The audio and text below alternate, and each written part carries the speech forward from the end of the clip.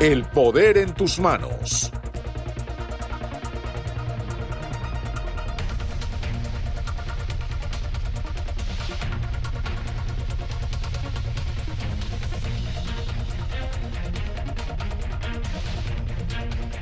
¿Cómo están, amigos de RPP Noticias? Bienvenidos a este programa especial de El Poder en tus Manos, nuestra cobertura electoral de RPP Noticias. Mi nombre es Diego Pajares Cerrada y en el marco del Día Internacional de la Democracia, lo que queremos hacer es conversar justamente sobre la importancia, ¿no?, de esta figura, no solo en el Perú, sino también en la región.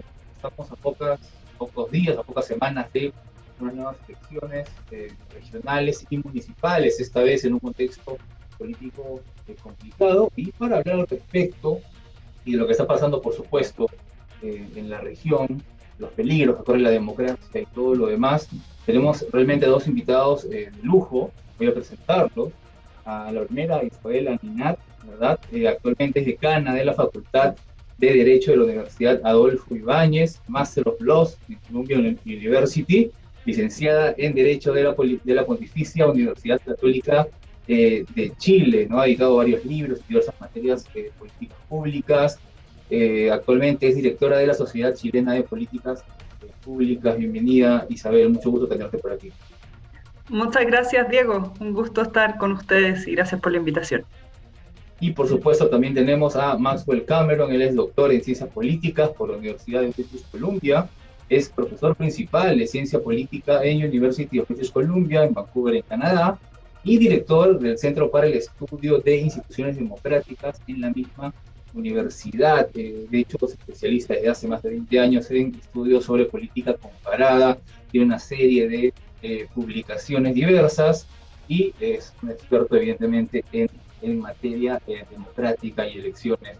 Muchísimas gracias y bienvenido, Max.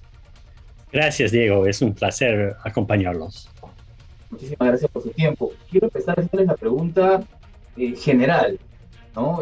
¿Qué entendemos cuando hablamos de democracia, ¿no? La democracia en el Perú, en la región, ¿cómo podemos fortalecerla, sobre todo desde la participación electoral? De repente empezamos con Isabel. ¿Qué te parece, Isabel? Gracias, Diego. Bueno, no es una pregunta fácil. A mí me gustaría señalar que IDEA Internacional publica todos los años, ¿no es cierto?, un reporte del estado global de la democracia, y es interesante porque también lo hace con focos regionales.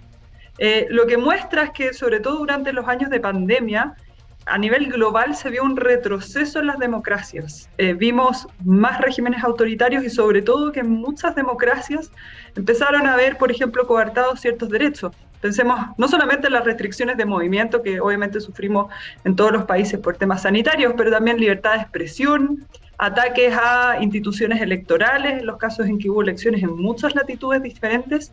Y en el caso de nuestra región, yo creo que está bien, no hemos retrocedido mucho, pero sí en calidad. Y hay 4 casos que son particularmente preocupantes, sobre todo con lo que ha pasado en los últimos años. Uno, por supuesto, es Venezuela, también el caso nicaragüense, y luego tenemos 2 casos que también quizás hablamos menos, pero que preocupan también, que son Honduras y Haití.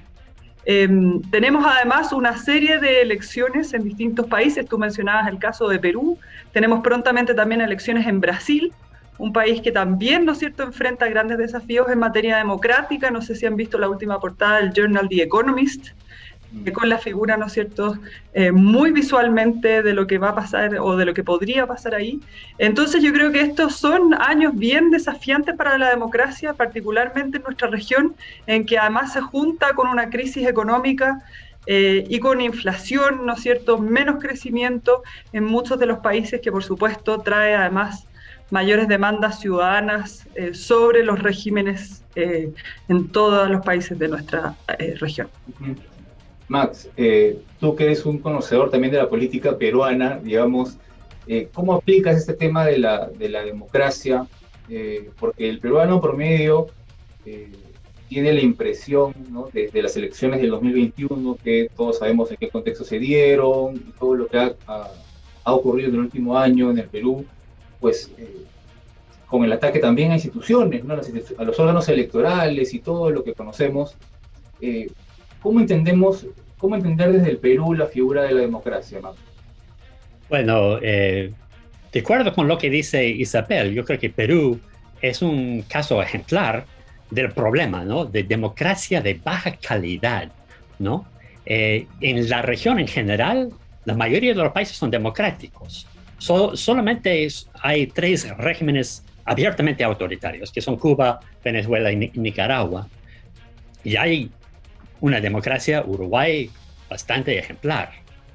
Pero en la mayoría de los casos, los sistemas democráticos están en condiciones bastante mediocres, no están funcionando bien. Y ojo, eso no es un problema exclusivamente para América Latina. También hemos visto una erosión de la democracia en Estados Unidos y en algunos otros casos en otras regiones. Entonces, el problema, la pregunta para mí, y creo que el informe de Idea Internacional es bastante interesante en ese contexto, es por qué las democracias latinoamericanas no se mejoran, ¿no? ¿Por qué persisten en un bajo nivel de rendimiento? Y el caso de Perú es un gran ejemplo, porque han habido elecciones limpias y transparentes, pero con acusaciones muy serias de fraude que no han sido sostenidos con evidencias, y un gobierno que llega al poder sin ninguna preparación, ¿no? Un presidente que no ha sido elegido antes, que no sabe cómo funciona el gobierno. Entonces eso genera riesgos para el gabinete, los gabinetes que han cambiado tanto, riesgos al gobierno. Y la pregunta es si es un riesgo también al régimen. Y yo creo que en el contexto de largo plazo es que yo creo que las democracias están sobreviviendo. Y en Perú creo que también va a sobrevivir, ojalá. Pero si no se mejore la performance, si no se mejore la calidad de la democracia, se va a poner cada vez más en riesgo, no solamente los gabinetes, los gobiernos, los presidentes, sino el régimen en sí.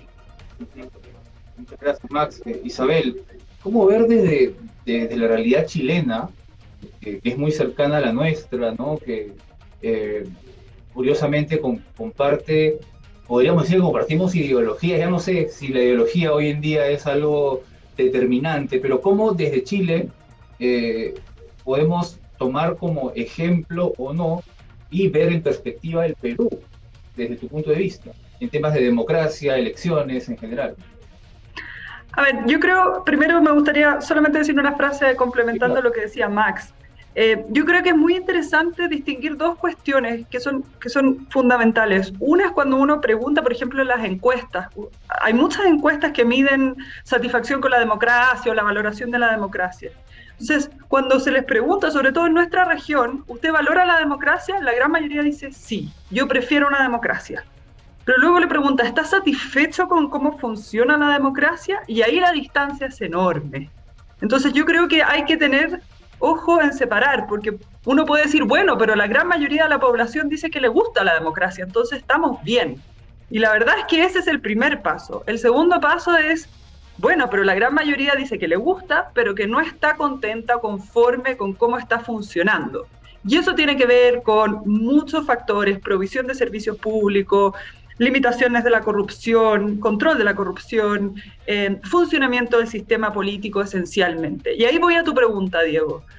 Nosotros en Chile, ¿no es cierto?, acabamos de tener un plebiscito de salida después de un año de deliberación de una convención, de una asamblea constituyente, y quizás una de las principales discusiones que tuvimos durante este año de discusión, la Asamblea Constituyente partió el 4 de julio del 2021, terminó el 4 de julio del 2022, tuvimos plebiscito ahora a principios de septiembre, fue el sistema político. Y se miraba mucho el caso peruano como quizás como una alerta, ¿no es cierto? Como un país que generó un sistema político el cual está no solamente fragmentado, sino también sujeto a inestabilidad en su funcionamiento. Y ahí yo creo que parte de esa discusión, más allá de, voy a hablar al final después del proceso chileno, pero es cómo pensamos un sistema político con dos cuestiones centrales. Uno, que sea responsivo y que sea en el sentido, bueno, en inglés la palabra es responsive, pero que sea responsivo a las necesidades y a las preocupaciones de la población, que pueda entregar soluciones. Eso es un problema también en Chile, en el cual llevamos a veces más de 10 años, más de 15 años discutiendo la reforma de pensiones, la reforma del sistema de salud. Entonces, bueno, la población dice, pero ¿qué pasa que no se ponen de acuerdo? Y lo segundo es un sistema de partidos políticos fuertes. Y ahí yo creo que es el gran dilema de la región. Y vuelvo al proceso constituyente chileno. Este es un proceso que propuso una propuesta de nueva constitución, y esa propuesta de nueva constitución fue rechazada por el 62% de la población. La propuesta fue rechazada en todos los municipios de Chile, salvo 8. Fue rechazada en los lugares o en los municipios con mayor población de bajos ingresos, en lugares con mayor alta tasa de población indígena, en fin, fue rechazada transversalmente a lo largo del país. Y creo yo que parte de lo que pasó, por supuesto hay muchas explicaciones, pero tiene que ver con que esta fue una convención muy fragmentada. Y entonces nunca hubo una mediación de todas las necesidades. Las personas tenemos múltiples necesidades. Nos preocupa la salud, la educación, el trabajo, la inflación, la casa, la educación de los hijos. Pero el sistema político debe ponerse de acuerdo, ¿no es cierto?, en otorgar soluciones. Yo creo que eso es algo que fracasó en el caso de la propuesta chilena, pero creo que es algo que más allá del caso chileno preocupa, ¿no es cierto?, para todos los sistemas políticos de la región.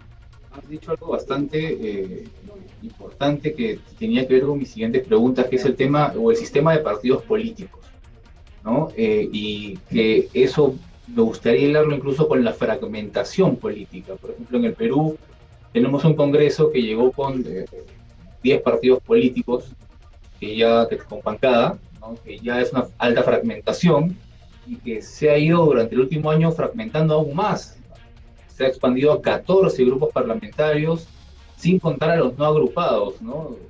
Congresistas sin bancada. Entonces, la pregunta para ambos es, ¿cuál es el rol o cuánto juegan los partidos políticos en la democracia o cuánto están fallando? Porque evidentemente, al menos desde el punto de vista peruano, ustedes me dirán, pues los partidos políticos han fallado en formar cuadros, en mantenerse unidos, en presentar candidatos mínimamente decentes, ¿no? ¿Cómo ven ustedes la realidad peruana desde sus propias realidades en ese sentido, en el tema del sistema de partidos políticos? ¿Cómo ven a los partidos políticos peruanos? ¿Cómo los definirían ustedes?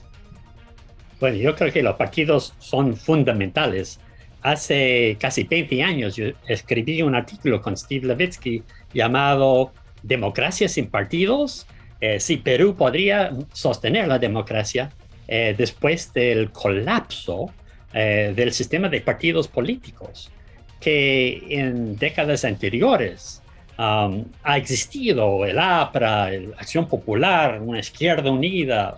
Hubo partidos, no solamente partidos políticos orgánicos, ¿no?, organizados con cuadros, con comités distritales, organización nacional, sino con líderes, con formación de cuadros, y formaba eso, no solamente había organización del partido, sino un sistema de partidos políticos. Entonces era algo coherente, ¿no? Lo que pasó después de la dictadura de Fujimori es que casi desapareció los partidos. El fujimorismo promovió la idea de los independientes, partidos que eran básicamente formados para las campañas. Pero curiosamente lo que ha surgido después, quizás hoy en día, una de las bancadas más organizadas ha sido justamente el fujimorismo, pero sí hay una gran fragmentación. Los partidos están organizados en torno a personas, a individuos, y reflejan a veces intereses muy particulares. No hay una coherencia. Y en particular es notorio que la ausencia de una izquierda organizada con lazos sociales, ¿no?, con lazos con los sindicatos, con los campesinos, con la sociedad civil. Y obvio, una falta de consistencia en partidos del centro. Yo creo que es absolutamente clave eso. Es fundamental formar partidos, organizarlos. Los partidos son organizaciones y requieren una inversión en la organización, en aglutinar miembros, en formar comités, tener presencia en la nación, en sus distintos territorios y durante los tiempos entre elecciones, y cultivar y fomentar cuadros, ¿no? Esto es algo que yo creo que es muy importante. En mi universidad hemos formado una escuela para políticos, porque yo creo que la ciudadanía y el ejercicio de la política requiere trabajo, conocimiento, estudio, reflexión. No es basta decir hay elecciones, andan a votar, andan a ser candidatos.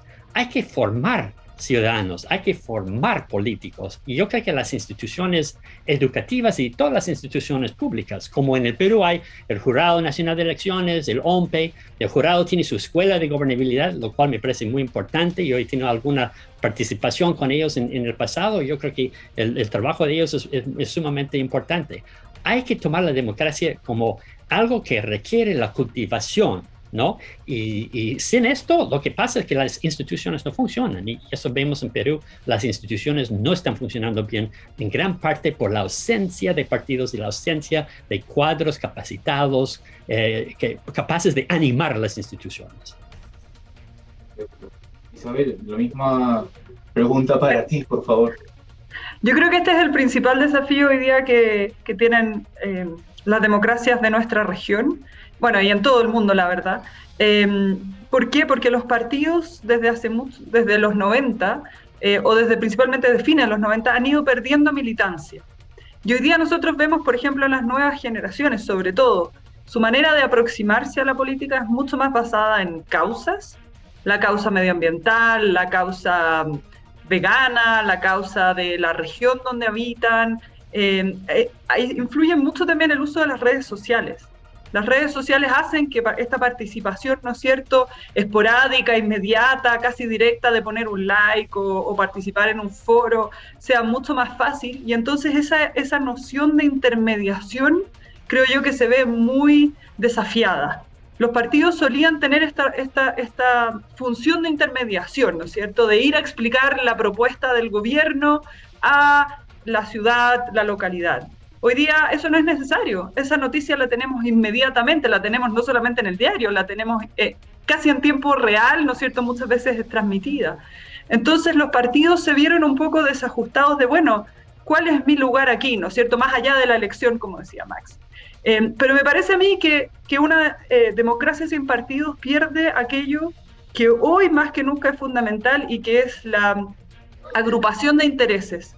Las democracias, las sociedades complejas, como cada vez es más América Latina, tienen múltiples intereses, múltiples demandas. Todas ellas son válidas, son necesarias, es importante avanzar, pero tienen costos, tienen beneficios, los recursos fiscales son limitados cada vez más, ¿no es cierto?, especialmente en épocas de crisis económica, y entonces hay que decidir.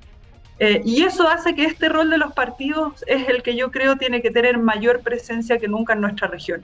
El desafío está en que los partidos hoy son mirados como aquellos donde habita la corrupción, donde están los intereses protegidos, ¿no es cierto?, donde están totalmente desajustados de la necesidad de la población, y entonces defender a los partidos es una causa impopular. Pareciéramos nosotros vivir en otro planeta a veces cuando hablamos de la importancia de los partidos.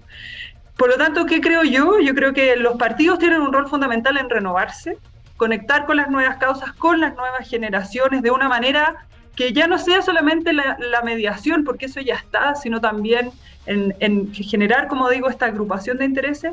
Y lo segundo es generar reglas del juego, del sistema electoral, de financiamiento, que permitan fiscalizar a los partidos y hacerlos mucho más exigibles en lo que queremos de ellos. ¿Les vamos a poner dinero? Perfecto, pero entonces seamos muy rigurosos con aquello que les estamos pidiendo. Y yo creo que en eso normalmente las instituciones latinoamericanas son malas, somos malos fiscalizando, somos malos diciendo, ¿sabes qué? Hasta aquí nomás, tú quedas fuera porque esto pasó y esto no se podía. Y eso yo creo que es lo que falta, y que es el gran desafío, si me dices a mí, de las democracias en América Latina. Pero nuevamente, es una causa impopular. Los partidos hoy son poco populares. Creo yo que la solución es irse por otro modelo de representación. Yo creo que no. Pero eso exige ponerle mucho más esfuerzo aún. Perfecto. Y para redondear, una pregunta final, eh, porque hemos hablado de instituciones, de partidos, organismos electorales también, en relación a la democracia, pero el rol del elector, de los electores. Eh, Acá en el Perú estamos a semanas de acudir nuevamente a las urnas, a elegir gobernadores regionales, alcaldes provinciales, distritales, en todo el Perú. ¿Cuál es el rol del elector en la democracia, ¿no? Cuáles son las alertas que como electores deberíamos notar precisamente en los partidos políticos, en la problemática política del Perú, en este caso? Yo creo que la democracia, la mejor concepción de la democracia es la que ofrece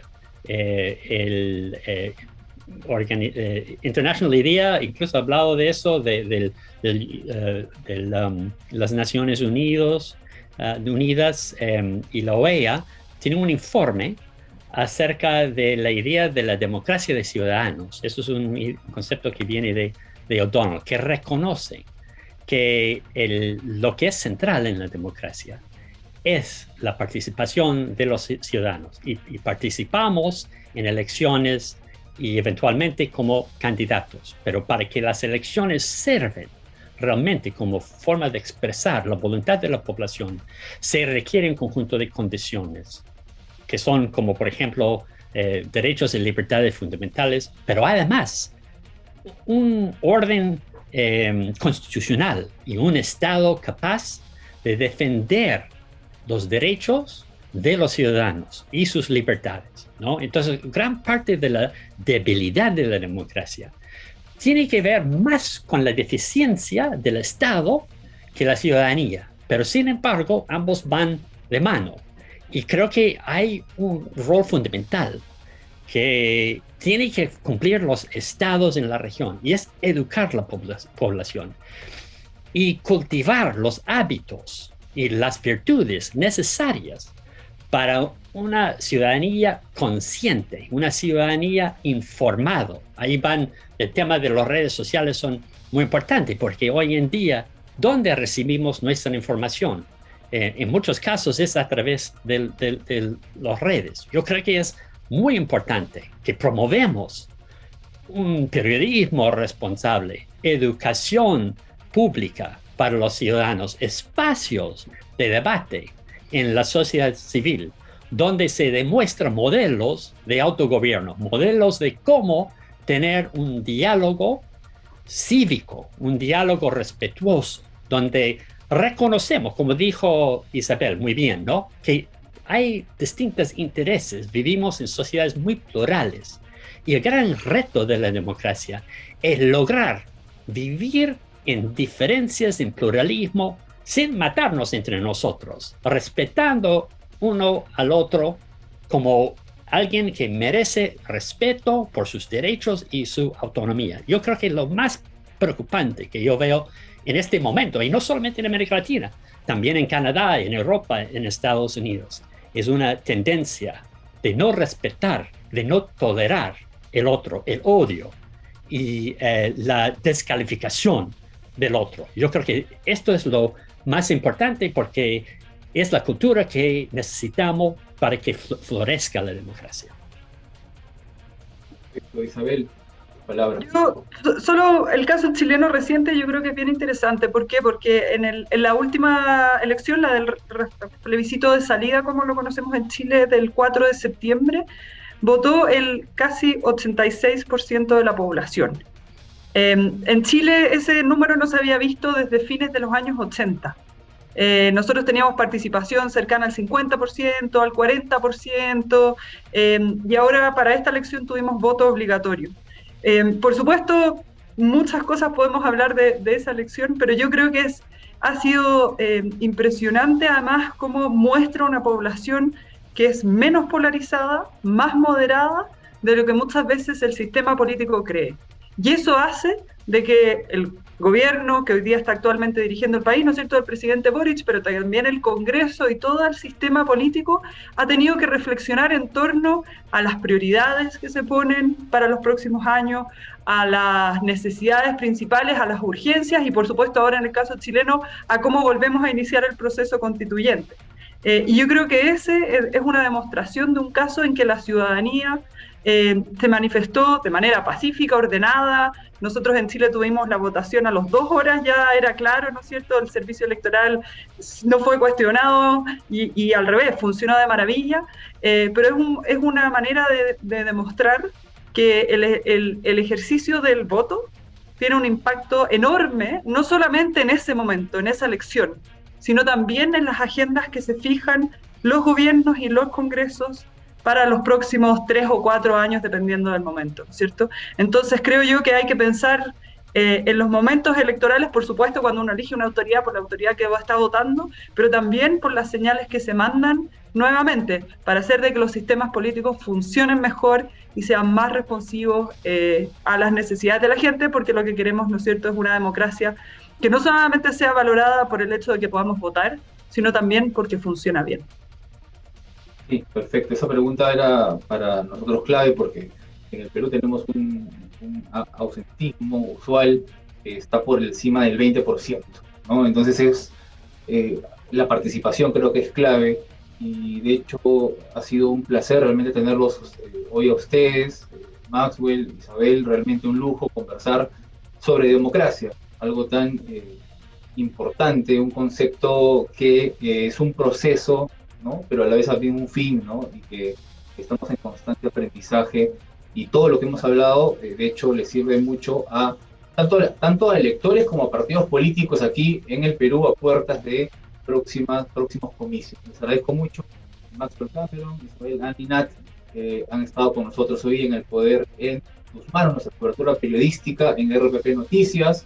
Ya saben, pueden ingresar a rpp.p/El Poder en Tus Manos para tener toda la información de candidatos acerca de las elecciones y todo lo necesario para poder elegir nuestro voto de manera responsable. Muchísimas gracias, Maxwell, Isabel, y gracias a todos los que nos han seguido en esta transmisión.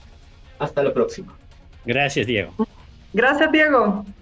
Gracias a ustedes.